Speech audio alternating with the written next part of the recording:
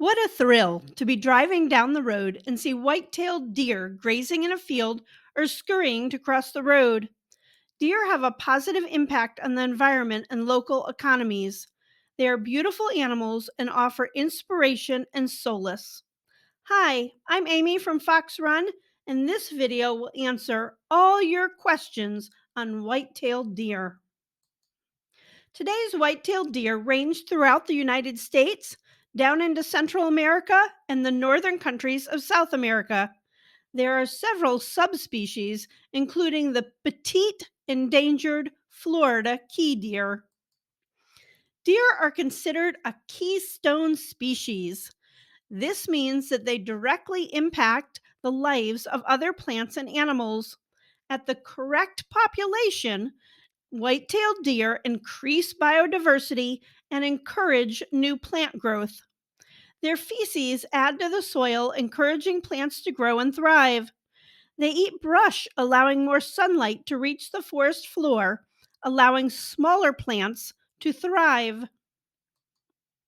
Ohio State University conducted a study that found deer had a positive impact on reptile populations. Invertebrates, salamanders, and snakes enjoyed the areas that were opened up by grazing. In addition, it was theorized that the higher fertility attracted invertebrates, which attracted salamanders, which attracted snakes. So deer help complete the food chain. Deer populations are naturally kept in check by predators such as wolves, cougars, and coyotes.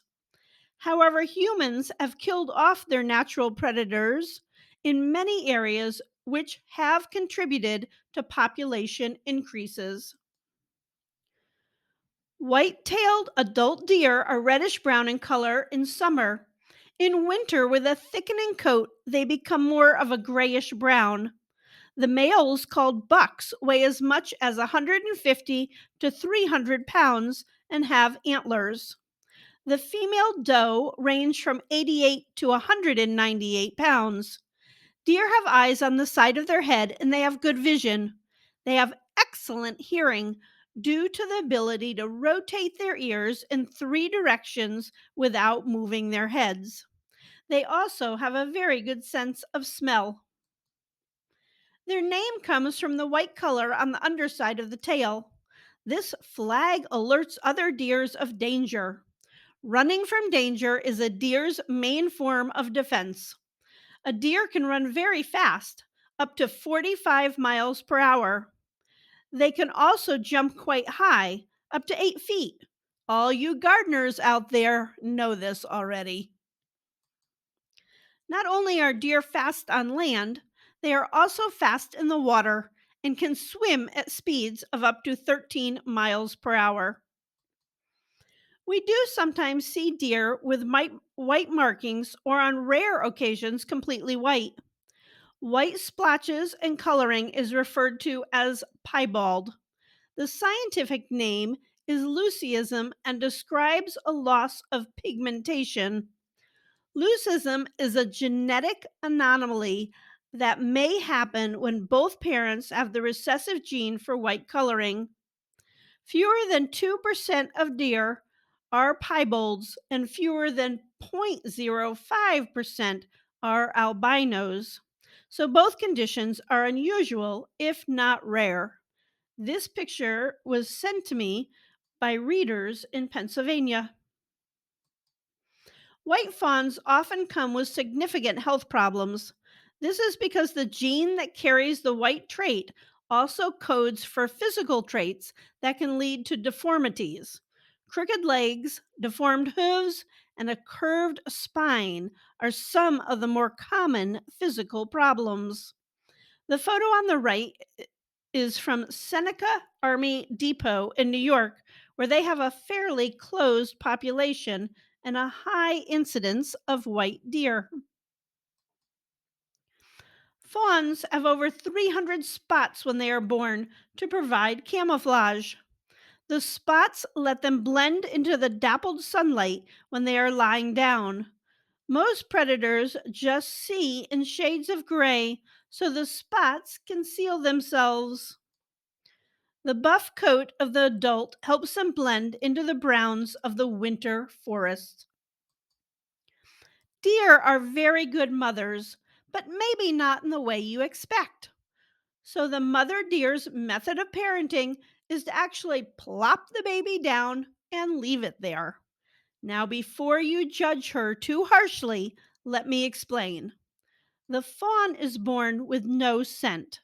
This helps to protect them from predators. The fawn also does not yet have the leg strength to keep up with mom. So mom takes off, hoping that the bad guys will follow her and not find her baby. She checks on her fawns twice a day to nurse and move them. You may have called a wildlife rehabilitator and reported a fawn all by themselves, and the rehabilitator told you, leave the fawn alone and just monitor the situation. This is the 24-hour rule, and it's due to this parenting style. My first deer call as a new rehabber was from a bank in Florence, Kentucky. They had a newborn deer curled up in the parking lot. The fawn was fine, the bank kept cars away, and mom came back and got the baby. But it was shocking to me that a deer would leave her baby on a tiny median surrounded by cement. Since then, I regularly hear from urban residents who discover fawns on decks, in garages, and near stores. And I do understand that sometimes fawns get left in strange places, such as your yard or even up on your patio. Feel blessed because mom obviously trusts you. Just give her 12 hours and the baby will be gone to a new, safe place. If baby is left alone and it's been 24 hours, call your nearest wildlife rehabilitator. Fawns come into rehab for a variety of reasons. Some are hit by cars, like this little guy, whom we called George. George had a severe concussion. Some come into rehab because their moms are hit and killed on the road. Check out our video on what to do if you find a fawn. The video was made by Lauren, one of my interns, who now has her own rehab center, which I will link to in the description. Very sadly, one thing that brings fawns into rehabilitation centers is kidnapping. People either inadvertently or deliberately remove fawns from the wild. That's why we have a 24-hour rule in wildlife rehabilitation. Monitor the situation for 24 hours, unobtrusively watch out for the baby. Unless mom is dead on the road or the fawn has open, bloody wounds, we give mom a chance. Does are the best mothers for fawns. Humans are not good replacements. Older fawns join the herd and spend their time foraging for food. Fawns will start browsing at about 2 weeks and will nurse till they are 4 months. Check out the rack on that deer. Antlers are cool. A new set of antlers are grown every year. In fact, during the spring, they can grow up to an inch per day. They are made of bone that grows out of the base of the skull. The bone is covered with velvet during the growing stage, which provides a blood supply. The velvet contains blood and nerves and is actually quite sensitive. The buck will carry his head carefully during this time so not to harm his antlers. The velvet dries up in late summer before breeding season. Antlers are different from horns. Horns are made of keratin, just like your fingernails, as well as bone. Horns are not shed and continue to grow by adding new layers. Fun fact: 1 in 10,000 female deer will grow antlers. Hopefully, you are learning lots of cool facts. Boop that like button to lend us a hand or hoof. Antlers are used during the rut. Rut is the breeding season, and males use their antlers to fight over territory and women. They may also use their antlers to knock food, such as fruit, out of trees and to dig into the earth for water during a drought. The buck also likes to flaunt his antlers to say to the doe, "Look how pretty I am." Having a nice set of antlers also signals to the doe that this gentleman caller is healthy and genetically superior. Antlers are a valuable part of the ecosystem. The buck sheds his antlers in the winter. These antlers provide important minerals for smaller mammals such as chipmunks and squirrels. Can you tell the age of a deer by its antlers? Yes and no. The only precise way to tell a deer's age is by looking at its teeth. The buck deer grows antlers that have points or tines on them. Often we think that the deer grows a point for every year of its life. This is not true. A yearling buck that is well fed can grow a 6 to 8 point rack. Sometimes age can be interpreted. For instance, a button buck is just developing antlers and is typically between 6 and 12 months old.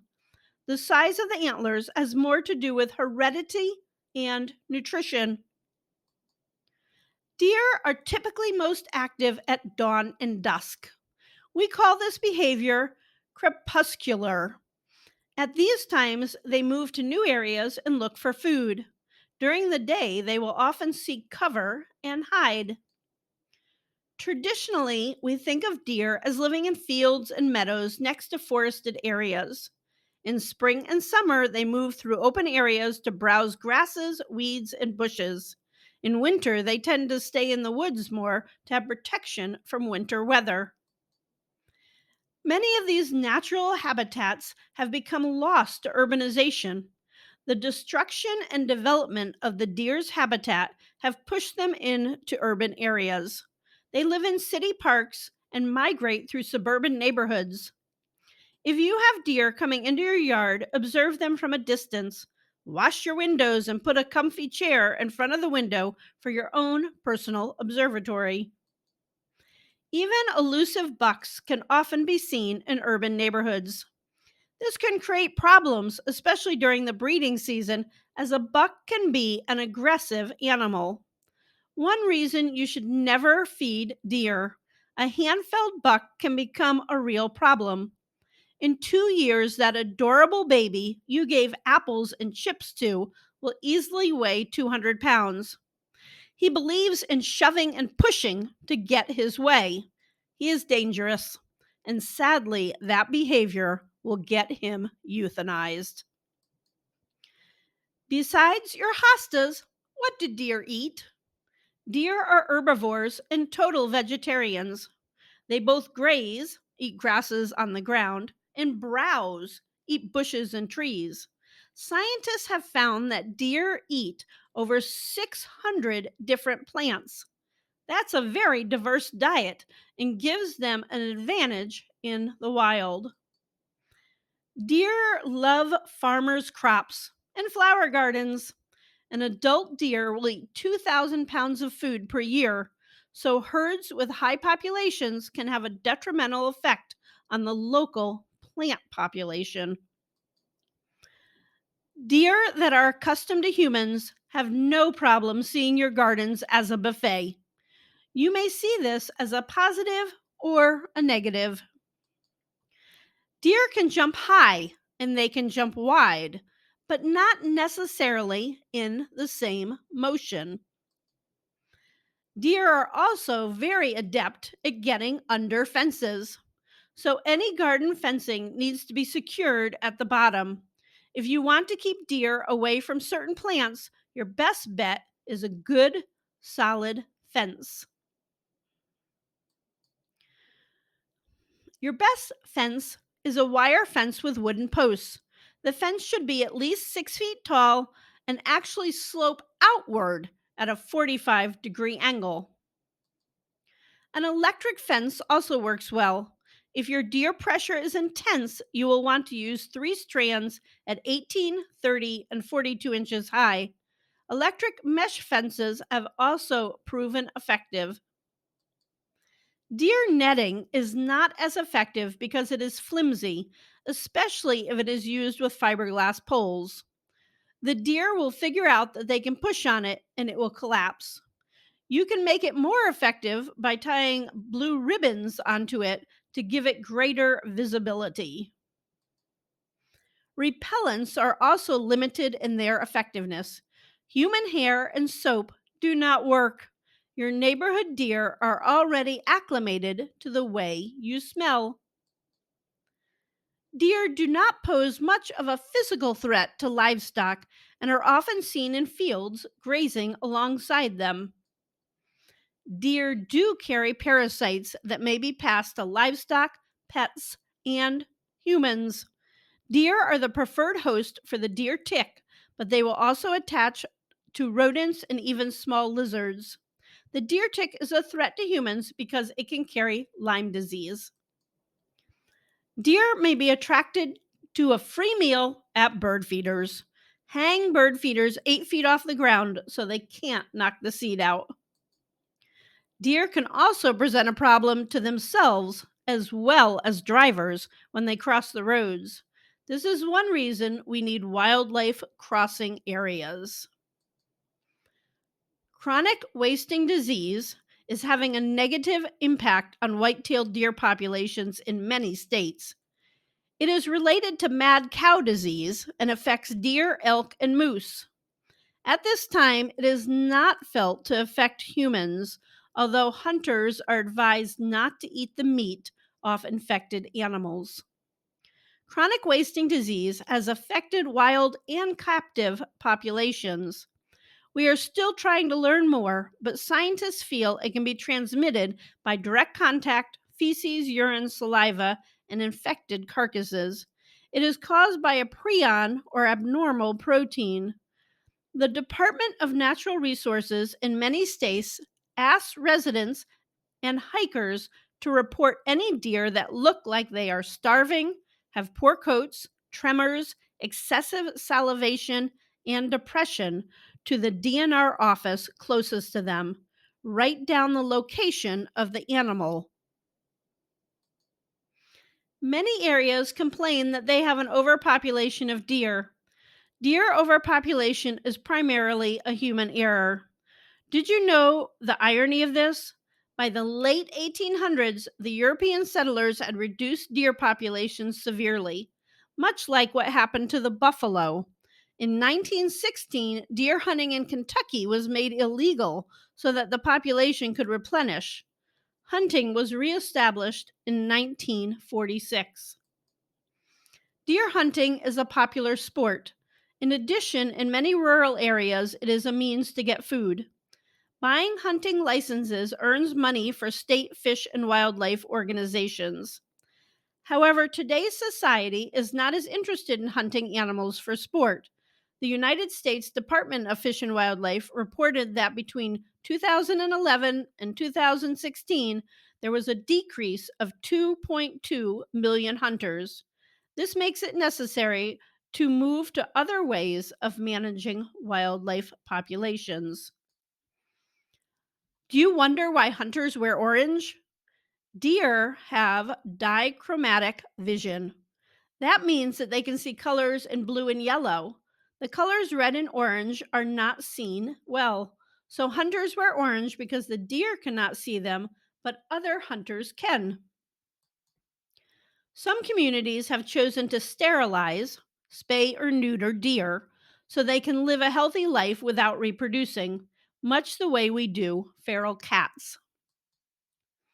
Deer are one of the few species that are farmed. They're one of the few wildlife species that are farmed.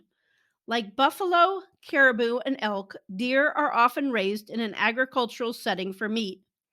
This meat is processed similarly to cattle and sold in markets around the country. Hides and antlers are also sold commercially.